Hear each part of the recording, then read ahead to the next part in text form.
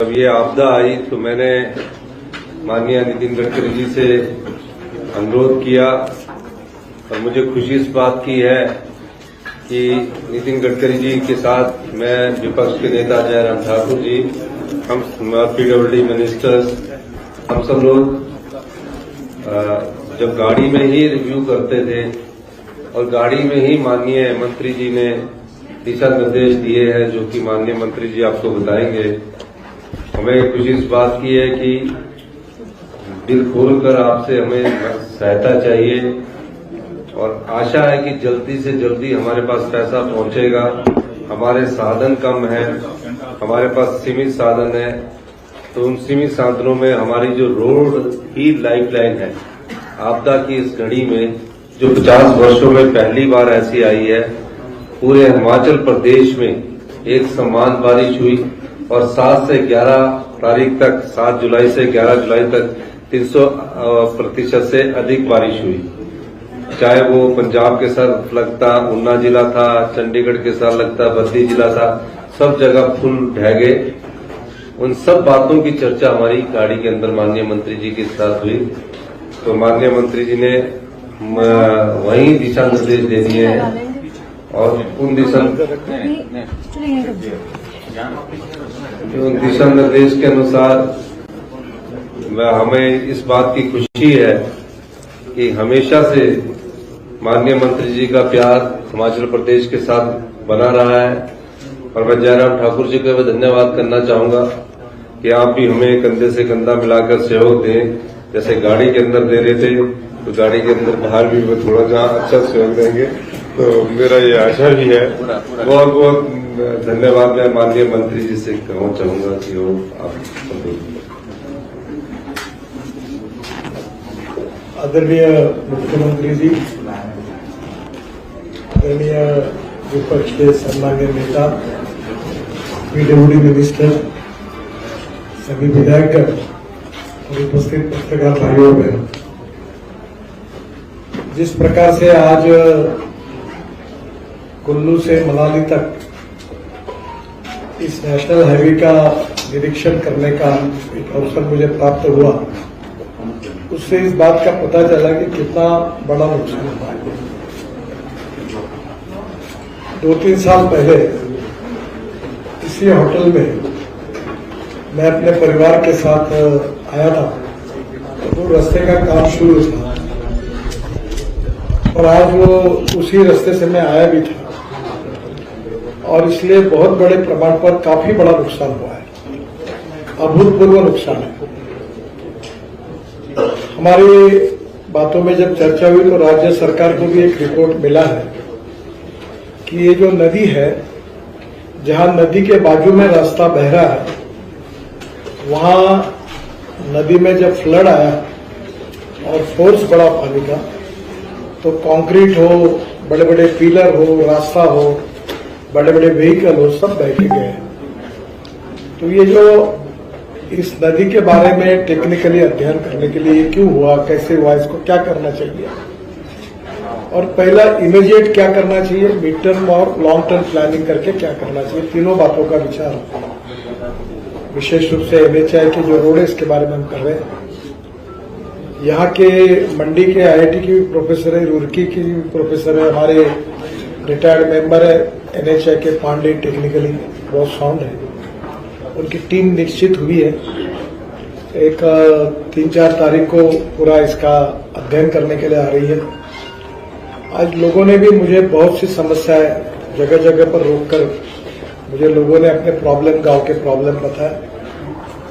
प्रमुख रूप से 2 बातें हैं कि रास्ते के ऊपर एक साइड में पहाड़ है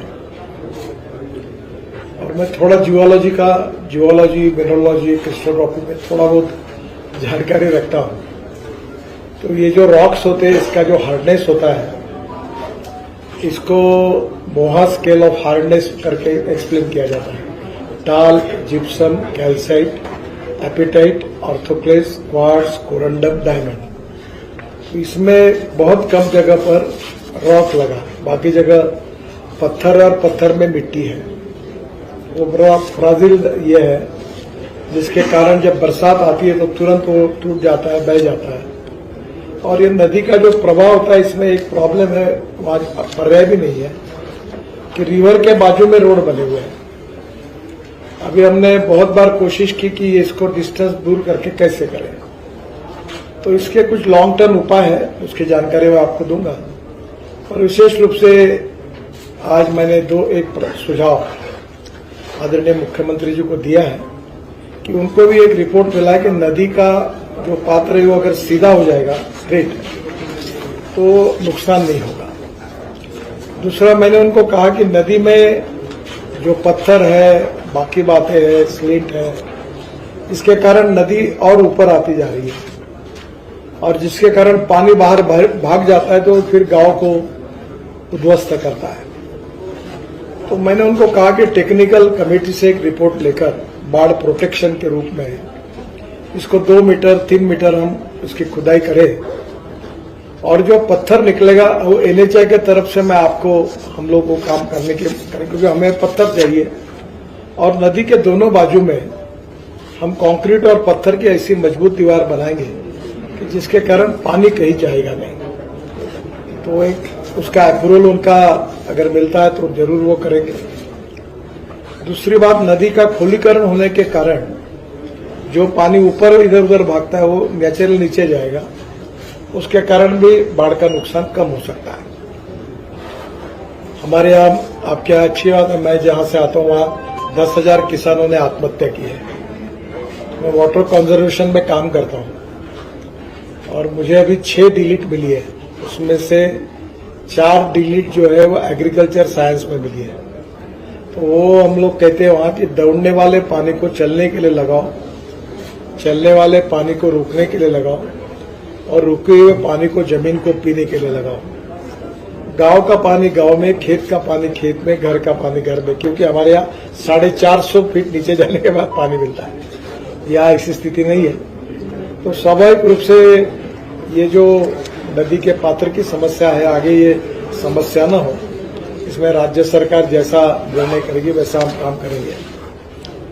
एक बात है कि बड़े प्रमाण पर पहाड़ गिर रहे हैं। जैसे मैंने कहा कि जहां रॉक है मजबूत वहां नहीं गिरते हैं, तो ये यहाँ का परमानेंट प्रॉब्लम है। और इसलिए स्विट्जरलैंड से भी हमने अभी 2-4 दिन में एक प्रेजेंटेशन मेरे यहाँ है कि ये इसके लिए क्या करना, और यहाँ के भी एक्सपर्ट का सलाह हम ले रहे हैं। इस कमेटी का रिपोर्ट आने के बाद मैंने मुख्यमंत्री जी को और जयराम जी को आश्वस्त किया है, मंत्री जी को भी, कि मैं इस रिपोर्ट के प्रेजेंटेशन आपको भी दिल्ली बुलाऊंगा और आपसे सलाह करके फिर इसका निर्णय करके लॉन्ग टर्म प्लानिंग हम करके इसके ऊपर उपाय करेंगे। मुझे अंदाज से मालूम नहीं, पर अंदाज से इसके ऊपर 8-9 हजार करोड़ हमने खर्चा किए थे रोड पर। जो ये रोड काफी उद्ध्वस्त हुआ है। तो पहली बात तो हमने हमारे कॉन्ट्रैक्टर को मोबिलाइज किया है और काम की शुरुआत कर रहे हैं। इसके लिए फिर से 2,000, 3,000, 4,000 जो भी लगेगा वो पर पूरा इस बात की चिंता करेंगे कि भविष्य में ऐसा आने के बाद ये नहीं होना चाहिए। इसको ध्यान में लेकर नया डीपीआर बनाकर इसके बारे में तुरंत काम करने का हमने निर्णय किया है और वैसा आदेश दे ही दिया है।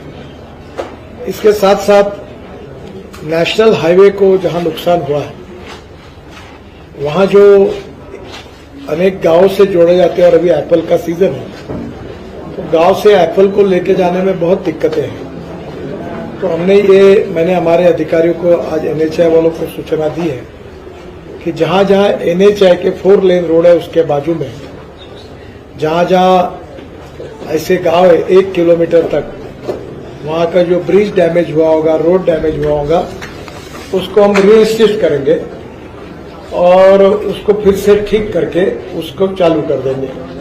इसके लिए जो भी पैसा लगेगा वो एनएचआई खर्चा करेगा और स्टेट हाईवे के पुल और रोड हम 1 किलोमीटर तक जो जुड़ने वाले एनएचआई के 4 लेन रोड को उसको सुधार देंगे। दूसरी इम्पोर्टेंट चीज है कि जो एनएचआई का पीडब्ल्यूडी डिवीजन है जिसके साथ हमारे हाईवे और जहां नुकसान हुआ है, उसके लिए मुझे हमारे चीफ इंजीनियर और मुख्यमंत्री जी ने कहा है कि वहां उनको 220 करोड़ रुपए रिपेयर के लिए चाहिए। उसमें मुख्यमंत्री जी का कहना है कि 80 करोड़ आप हमको तुरंत दो। और तो मैंने उनको कहा कि मैं दिल्ली जाकर तुरंत ये पैसे आपको मिलने की व्यवस्था करता हूं। वैसे अभी एक 15 दिन पहले ही जो सीआरएफ का यूटिलाइजेशन था उसके शायद 130 करोड़ रुपए हमने 10-12 दिन में सरकार को दिए हैं। इसके अलावा मैंने उनको ये भी आज घोषणा में कर रहा हूं कि इसके साथ साथ ये जो सीआरएफ का फंड है उसमें और जो सेतु भारतम का फंड है, ये दोनों को पकड़कर मैं उनको और 350 करोड़ रुपए इस एड के अंदर उनको देने की व्यवस्था करूंगा, ताकि वो स्टेट के कहीं भी गांव के अंदर, स्टेट के अंदर जो जो रिपेयर के काम है वो तुरंत कर सकेंगे। इसके साथ एक आज मैंने उनको उनके कहने पर ranges to Bagchal in Hamirpur district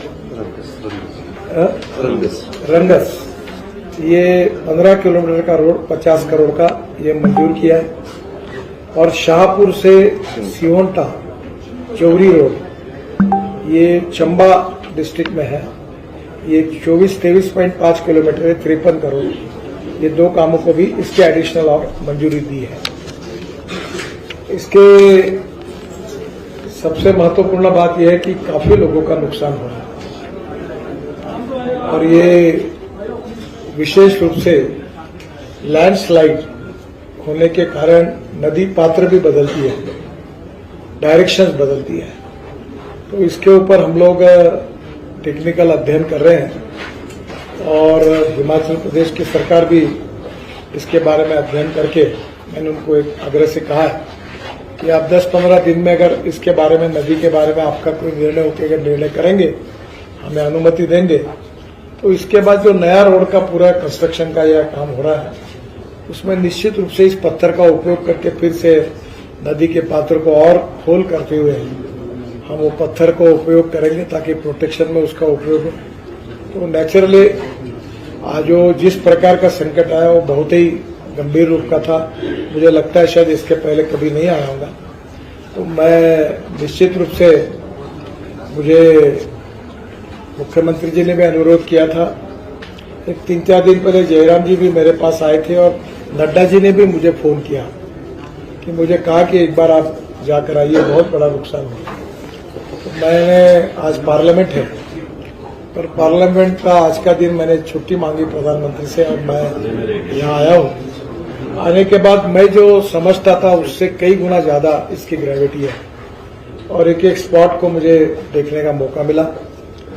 एक बात जरूर, इसका परमानेंट उपाय यानी टनल्स बनाना, यही बहुत बड़ा इसका उपाय है। पर टनल बनाने के लिए पैसा बहुत लगता है और मैं आपको बताना चाहता हूं कि हमारी सरकार आने के बाद हम करीब 12,500 करोड़ रुपए खर्चा करके 68 टनल हमने प्रपोज किए हिमाचल प्रदेश में। उसमें 11 टनल 15 किलोमीटर लेंथ की, जिसकी 2,000 करोड़ रुपए कीमत है, वो हमने पूरी की है। 27 टनल ऑनगोइंग है जिसकी 30 किलोमीटर लेंथ है और जिसकी कीमत 3,500 करोड़ रुपए है। और 30 टनल ऐसी है जो अपकमिंग है, जो 41 किलोमीटर उसकी लेंथ है, जिसकी कीमत 6,500 करोड़ है। आज वो चंडीगढ़ से जो मनाली के लिए रास्ता आता है उसका भी निरीक्षण मैंने किया। हम जल्दी ही 2-3 महीने में ये काम पूरा करेंगे। इसके उद्घाटन के लिए आदरणीय मुख्यमंत्री जयराम जी, अनुराग ठाकुर जी, नड्डा जी और बाकी सभी एमएलए एमपी सबको लेकर हम कार्यक्रम करेंगे। पर आज मुझे उसका महत्व ध्यान में आया कि एक टनल पहाड़ कितना ऊपर ऊंचा है और एक टनल कहां से निकलती है और कहां बाहर आती। तो टनल के कारण आज मुझे जयराम जी और मुख्यमंत्री भी बता रहे थे कि टनल अगर नहीं होती तो आज कनेक्टिविटी बंद होती, क्योंकि जो पुराना रोड है जो चंडीगढ़ से आता है वो उध्वस्त हो गया। तो आज स्वाभाविक रूप से टनल ये लॉन्ग टर्म उपाय है। तो ये जो 68 टनल का जो काम है 56 किलोमीटर का, हम जल्द से जल्द करने की कोशिश करेंगे। एक बिजली महादेव में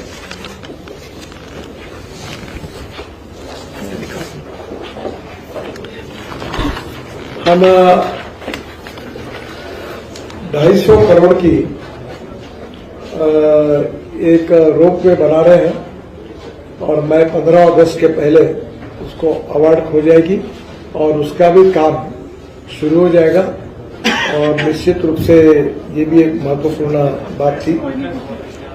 फिर से एक बार मैं बता दूं, थोड़ा सा सेतु बंधन और सीआरएफ में मैंने 130 करोड़ रुपए ऑलरेडी दे दिए हैं और ये करीब 400 करोड़ रुपए तक दोनों को लेकर कामों को हम मंजूरी देंगे। उसमें से अभी 2 काम आज ऑलरेडी हमने मंजूर भी कर दिए और फ्लड रिपेयर्स में जो एनएचआई के रोड है उसके लिए जितना पैसा लगेगा उतना करेंगे और उसके साथ जो हमारे हाईवे को एनएचआई के 4 लेन रोड को जो गांव को जोड़ने वाले रोड के ब्रिजेस होंगे उसे 1 किलोमीटर तक हमारे पैसे से रिपेयर करके देंगे। ब्रिज होगा तो ब्रिज रिपेयर करके देंगे और बहेगा होगा तो पूरा नया बना के देंगे। तो 1 किलोमीटर तक उसको हम सेपरेट करेंगे ताकि एप्पल के सीजन में हमारे किसानों का नुकसान न हो। और जो NHPWD है जो 4 लेन नहीं है 2 लेन शोल्डर जो रोड है उसके रिपेयर के लिए 220 करोड़ रुपए उन्होंने अभी मुझे प्रपोजल दिया, उसको मंजूरी देंगे और 80 करोड़ रुपए उनको तुरंत चाहिए मुझे आने के बाद वो भी पैसा देने की व्यवस्था करेंगे। मैं भारत सरकार की ओर से आदरणीय प्रधानमंत्री जी की ओर से आपको आश्वस्त देता हूं कि ऑलरेडी प्रधानमंत्री जी ने भी एक टीम यहां भेजी थी उनके भारत सरकार की ओर से। ये मैंने केवल मेरे डिपार्टमेंट की बात आपके सामने की है, प्रधानमंत्री भी और भारत सरकार भी इसके प्रति संवेदनशील है। इस टीम का रिपोर्ट जाने के बाद उसके बारे में जो कुछ निर्णय है वो प्रधानमंत्री जी के नेतृत्व में भारत सरकार करेगी। मेरे डिपार्टमेंट से रिलेटेड जितनी बातें थी जिसके लिए मैं आज आया था उसके बारे में ये सब घोषणा मैंने की है। मैं मुख्यमंत्री जी को और हिमाचल की जनता को विश्वास देना चाहता हूं कि निश्चित रूप से नरेंद्र मोदी जी के नेतृत्व में हमारी सरकार हिमाचल की जनता के साथ है और पूरा जो नुकसान हुआ है, जो लोग बेघर हुए हैं उनको कैसी मदद करना और उसके साथ साथ रोड में जो नुकसान हुआ है, ब्रिजेस टूट गए हैं, इन सब को किस प्रकार से नॉर्मलाइज करना और इसके लिए जो भी प्रयास हमारी तरफ से होंगे वो पूरे करेंगे। और निश्चित रूप से हम जनता को मेरा विश्वास है कि वो हिम्मत रखकर इसका प्रतिकार करें और अभी जो कुछ करेंगे वो ऐसा करेंगे कि कितना भी गंभीर संकट आएगा तो भी इस प्रकार की परिस्थिति नहीं होगी। इसकी चिंता करते हुए टेक्निकल सलाह लेते हुए ये काम करने की कोशिश करेंगे। बहुत बहुत धन्यवाद। नमस्कार। ये सीआरएफ और सेतु बांधने पकड़ के लिए 400 करोड़ रुपए है। मैंने 350 बोले 400 300 का। ये सेतु बंधन और सीआरएफ ये दोनों एक ही हेड है, अलग अलग एक ही सीआरएफ की हेड है और दोनों को पकड़ के मैं 300 के बजाय 400 करोड़। भूषण ज्वेलर्स, अनमोल रिश्तों के लिए।